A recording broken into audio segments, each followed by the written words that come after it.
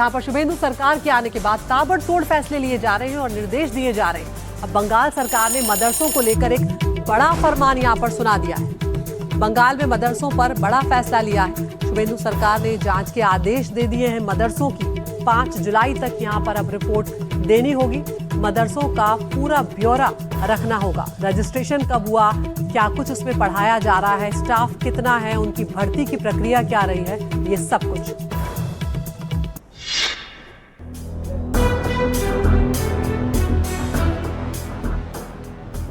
पश्चिम बंगाल के मदरसों के कामकाज, बुनियादी ढांचे, रजिस्ट्रेशन और वैध अवैध दस्तावेजों की पड़ताल शुरू कर दी गई है। सीएम शुभेंदु अधिकारी ने बंगाल में मदरसे की रिपोर्ट तलब की है और इसके लिए 5 जुलाई तक का समय दिया गया है। बीजेपी की दलील है कि मदरसों की जांच अल्पसंख्यक बच्चों के भविष्य को उज्जवल बनाने के लिए कराई जा रही है। राष्ट्रवादी मुस्लिम संप्रदाय के लोग हैं, हम चाहते हैं कि उनके बच्चे भी डॉक्टर बने, इंजीनियर बने, उच्च शिक्षा प्राप्त करें और देश की उन्नति में वो भी एक महत्वपूर्ण भूमिका पालन करें।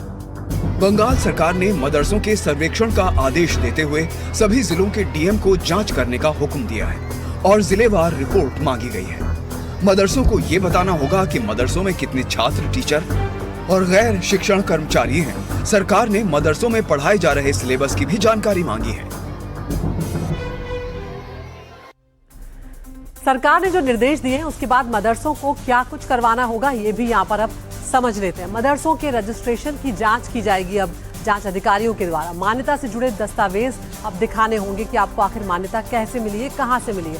मदरसों की फंडिंग का प्रकार भी बताना होगा, स्रोत भी बताना होगा, यानी मदरसा सरकारी है या फिर निजी सहायता उसे मिल रही है। इसके अलावा मदरसों के पाठ्यक्रम का भी यहाँ पर वेरिफिकेशन होगा, सत्यापन भी यहाँ पर कराना पड़ेगा। इंफ्रास्ट्रक्चर और छात्र शिक्षक का अनुपात जो रेशो होगा वो देखा जाएगा। छात्र और स्टाफ का डेटा यहाँ पर लिया जाएगा। सरकार मदरसों का डेटाबेस अब तैयार करने जा रही है। नियमों के उल्लंघन पर बड़ी कार्रवाई की जाएगी इन मदरसों के खिलाफ, ये भी बात सामने आई है। तो बंगाल में मदरसों की जांच को लेकर दिए गए निर्देश पर मुस्लिम धर्मगुरु की क्या कुछ प्रतिक्रिया है और बीजेपी ने इसके बचाव में क्या कुछ कहा है वो भी आपको सुनवा देते हैं। कुछ करने का कोई बात नहीं है इसमें। एक मदरसा शिक्षा व्यवस्था में कैसे क्या चल रहे ये जानने का अधिकार सरकार की है और जानना चाहिए भी, क्योंकि अभी तक मदरसा से जो शिक्षित होके, एडुकेटेड होके जो छात्र या छात्रा निकलते हैं उनका भविष्य कंपटीशन एग्जाम में जाने का लायक है कि नहीं है। इसमें कोई एक शिक्षा व्यवस्था धर्म आधारित पर नहीं चल सकते हैं, उससे बच्चों का भविष्य सुरक्षित नहीं है। जो गवर्नमेंट से एडेड मदरसे हैं उनके अंदर सरकार कोई भी किसी भी तरह का कभी भी हस्तक्षेप कर सकती है, शिक्षक से लेकर सिलेबस से लेकर इंफ्रास्ट्रक्चर तक। लेकिन जो हमारे 2.5% की ज़कात से चलने वाले मदरसे हैं उनमें सरकार का हस्तक्षेप नहीं है। सिर्फ इतना है कि साहब रजिस्ट्रेशन कराओ। और पश्चिम बंगाल से अगली खबर भी सामने आ रही है। टीएमसी के नेता मदन मित्रा के पीछे पड़ी हुई भीड़ यहां पर नजर आई। बंगाल के उत्तर परगना में टीएमसी विधायक मदन मित्रा पर हमला हुआ। स्थानीय लोगों ने गाड़ी पर अंडे तक यहां पर फेंके हैं। हमले के दौरान गाड़ी में नहीं थे टीएमसी विधायक, ये हालांकि यहां पर बात सामने आई है और उनकी तरफ से बीजेपी पर आरोप लगाया गया है कि बीजेपी ने उन पर हमला करवाया था। तो यहाँ पर पहले अभिषेक बनर्जी पर हमने हमला होते हुए देखा, उसके बाद कल्याण बनर्जी और अब तीसरा नाम यहाँ पर मदन मित्रा का सामने आ रहा है जिनकी गाड़ी पर अंडे फेंके गए। उत्तर 24 परगना के अरियादाहा में जैसे ही टीएमसी के नेता मदन मित्रा की कार पहुंची, लोगों का गुस्सा भड़क गया।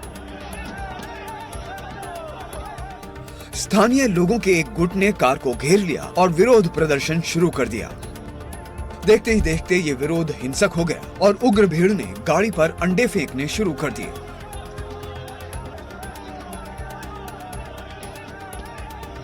उपद्रवियों का गुस्सा यही नहीं थमा। आरोप के मुताबिक भीड़ ने मित्रा के ड्राइवर को गाड़ी से खींचकर पीटना शुरू कर दिया। लोगों ने गाड़ी के सामने खड़े होकर चोर चोर के नारे भी लगाए। मदन मित्रा ने हमले का आरोप बीजेपी पर लगाया है, लेकिन बीजेपी ने इसे खारिज कर दिया। 15 साल से जो जनता के ऊपर इन्होंने अंडे फेंके, जो पत्थर फेंके, जो जनता का इन्होंने अपमान किया, जो जनता के पैसे लूटे, आक्रोश है इस घटना से साफ है कि पश्चिम बंगाल में चुनाव नतीजों के बावजूद टकराव का दौर थमने का नाम नहीं ले रहा। और अब यहाँ पर एक और बड़ी खबर सामने आ रही है। यूसुफ पठान का बयान सामने आया है। ममता बनर्जी ने लोकसभा सीट छोड़ने को नहीं कहा है। यहाँ पर हम क्रिकेटर यूसुफ पठान की बात कर रहे हैं, जिनको लेकर ये कहा जा रहा था कि क्या वो अपनी सीट छोड़ देंगे, लेकिन उनकी तरफ से बड़ा बयान सामने आया है। ममता बनर्जी ने लोकसभा सीट छोड़ने को नहीं कहा है। किसी ने भी ऐसा कोई संकेत नहीं दिया है, वो या ये यहाँ पर कह रहे हैं। उनका ये भी कहना है कि मीडिया में जो खबरें चल रही हैं वो गलत है।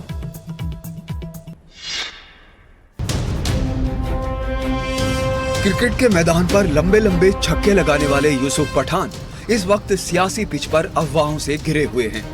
पिछले कुछ समय से खबरें आ रही थी कि ममता बनर्जी ने यूसुफ पठान से सांसद पद से इस्तीफा मांगा है ताकि वो खुद बहरामपुर लोकसभा सीट से चुनाव लड़ सकें। लेकिन अब यूसुफ पठान फ्रंट फुट पर आ गए और इन खबरों को गलत बताया। ममता बनर्जी ने कभी भी ये बात नहीं की। लास्ट मीटिंग भी हुई थी, वहां पे भी उन्होंने मुझे ये बात नहीं की और ना उन्होंने किसी ऑफिशियल पार्टी के किसी लीडर से ये बात कहलवाई।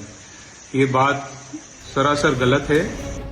यूसुफ पठान के इस बयान से ममता बनर्जी के अगले कदम पर सस्पेंस गहरा गया है। वो अब विधायक नहीं है और राज्यसभा जाना भी मुश्किल है। बंगाल कोटे से राज्यसभा में फिलहाल कोई सीट भी खाली नहीं है और 6 सीटों पर राज्यसभा चुनाव 2029 में होंगे।